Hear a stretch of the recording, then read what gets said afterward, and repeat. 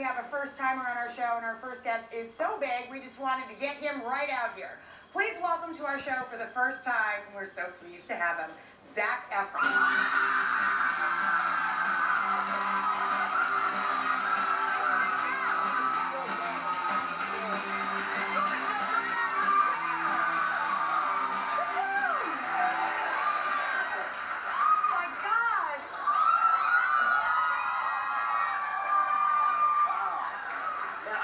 You're excited.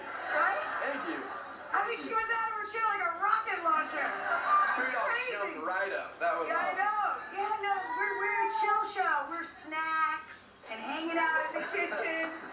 That is a really fun thing, though, to have such a great positive reaction. Yes, thank you so much, guys. So, it's exciting to be here. I wanted to know, you're a West Coaster. Is it any easier for you to, like, get around incognito on the East Coast? Do you have to, like, wear baseball caps? Can you go anywhere without people jumping out of their seats at you? No, you know what? There's not really any coast where it's easier. I kind of do have to keep a low pro, but that's only. I mean, this is where I want to come out and meet everybody, so it's a real pleasure. So it's okay. Yeah, it's good. So, he doesn't mind. Go ahead, launch. So, do you have any? It's felt like summer weirdly here since early spring, since sort of the end of February. It got really incredibly warm here, but it got us all thinking about and sort of daydreaming about as a show behind our scenes. What are we going to do come our summer break? Have you made any plans for your summer yet? I don't know. I usually like to travel during summer, so I'll probably go to Machu Picchu or something like that. Oh, that's so great. I like to go backpacking and stuff. You like to have an experience during the vacation? Yeah, why not? Try and go get as much as I can out of it. That's a place where I can really be alone and think and just I don't know. It's very Bear Grylls out there. It's fun. And that's probably the only way you get that sort of break is to literally climb a mountain or get yourself lost somewhere. It's the best way. I do imagine that everybody's a little bit worried about you taking like a GPS with you or something. They want to be able to find you to bring you back. Yeah, no, I'm pretty good about it. Usually I have my dad and my little brother with me. I hope they know what they're doing. Oh, I love that. That you guys go on like a family vacation together. We do. That's very cool. All right, so I was watching, I love CBS Sunday Morning, and I was watching you talk about Lucky One and how that it was going to be sort of a transitional role for you. Did you feel like now that the project is done that you accomplished what you wanted to with it? Yes. I mean, since High School Musical, I set out to do something a little bit different, and that was sort of hang back, and rather than jump into anything to sort of cash in or take advantage of publicity or the fame, I really wanted to take a step back. And The Lucky One, about a year ago, I read this script, and it had an amazing director attached to it, Scott Hicks, who's made incredible films like Shine. Yes, you were a fan. Yeah. So I was a big fan of his. And it's a Nicholas Sparks book, of course. It's a Nicholas Sparks novel, so you know it's going to have great and it's going to have meaning to it. And he writes lovely characters. I mean, you want these characters to fall in love. It's a beautiful story. And you root for them. Yeah. You do. And this person, the character you play, is a Marine, and you actually trained with Marines for the role, yeah? Yes. So I played Logan Tebow, a Marine who's been on 3 tours, narrowly survived. But he accredits his survival to finding this picture of a girl that he doesn't know. An act of fate. Yeah, and it's sort of fate made him find this picture, and it saves his life. And he's searching for a purpose after the war's over. He decides to make it his mission to find this girl, and he tracks her down, and that's how they literally come together.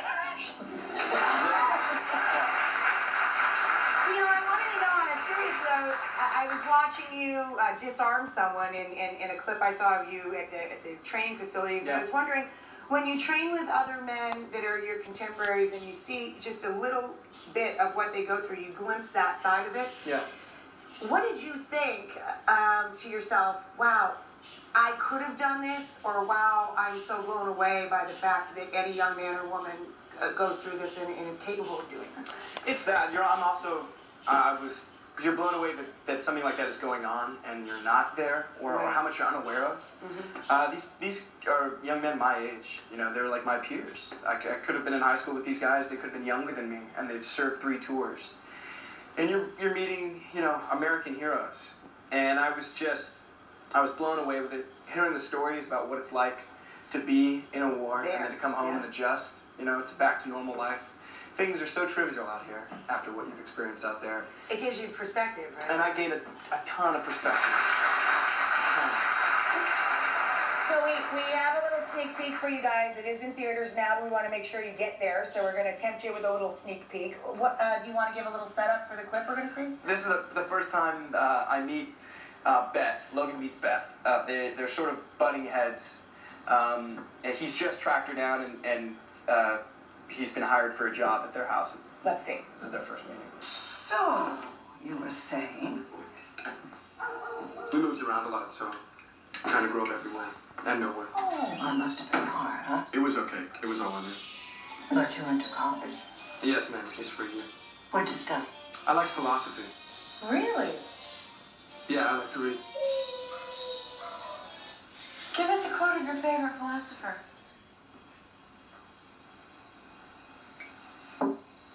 Sometimes the questions are complicated, and the answers are simple. Don't tell me. Voltaire? It's Voltaire, isn't it? That's Dr. Seuss. I still read Dr. Seuss by the way to this day. I'm in my 40s, so I go with Dr. Seuss pretty well. You know, another thing about the movie is if you're a dog fan, the young lady that was Taylor Schilling, she runs a dog kennel, and I was telling Zach backstage, I watched this with my dog, and it freaked her out because she kept jumping to find the other dogs behind the screen. But it looked like such a great experience on the set. You know, you guys, beautiful natural setting, and so many great animals and great actresses, that Blythe Danner and Taylor. It was What like? on set, having all those dogs. They seemed not to work with kids and dogs. Right. I'm not sure where that rule was invented. But they're wrong, we right? had tons of both in this movie, and it was the most made for the best filming experience ever. Have you made your decision about what your next project is going to be yet? If you wanted this to be like a step into a new direction, have you made your choices yet? I haven't. I kind of make them in the moment, you know. But when something comes along, usually you have to make a choice then. Right now, we've sort of some irons in the fire, so to speak. Oh, I do, but Maybe Machu Picchu will help you figure it out. maybe right? maybe I'll find myself out there. So, my husband loves Men's Health magazine. I read it a lot too. I think it's a great publication. But you can see on the cover here, I mean, you're really looking pretty good. You know, I got us chatting earlier today.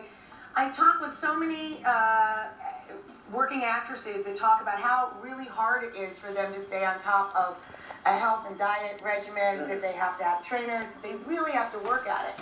Is it the same for a man in the profession? Do you guys feel pressure too to like watch everything you eat, or does it come naturally for you? Is it just the luck of being young? I imagine it depends. I think women do have more pressure, you know, for sure. Because you're eating that green room food pretty good. Yeah. I love that. Thank you so much for that, by the way. I ate every single. That was like there were 3 plates. So they was meant for 3 people. I just ate all of it. But yeah, I mean, for me, it's very case specific. You know, like if it depends on what kind of role I'm doing. I gotcha. So this you would intensify because you're playing a Marine. I did, yes. Yeah. But it's not your normal thing to like work out every single day. Not every single day, especially like that. I mean, I was up at 4:30 in the morning before work. You know, just.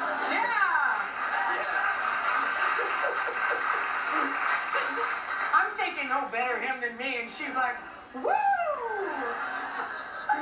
She wasn't up at 4:30. Yeah, she's like, psyched. All right, so we do a little thing here. It's sort of like the cocktail party questions. We call it the Big Three. You ready for your Big Three? Sure. We know you can sing. We know you can act. We know you can get up at 4:30 in the morning. What is your greatest hidden talent? My greatest hidden talent? I'm learning to play guitar, so I can play guitar. Not bad. That's a good hidden talent.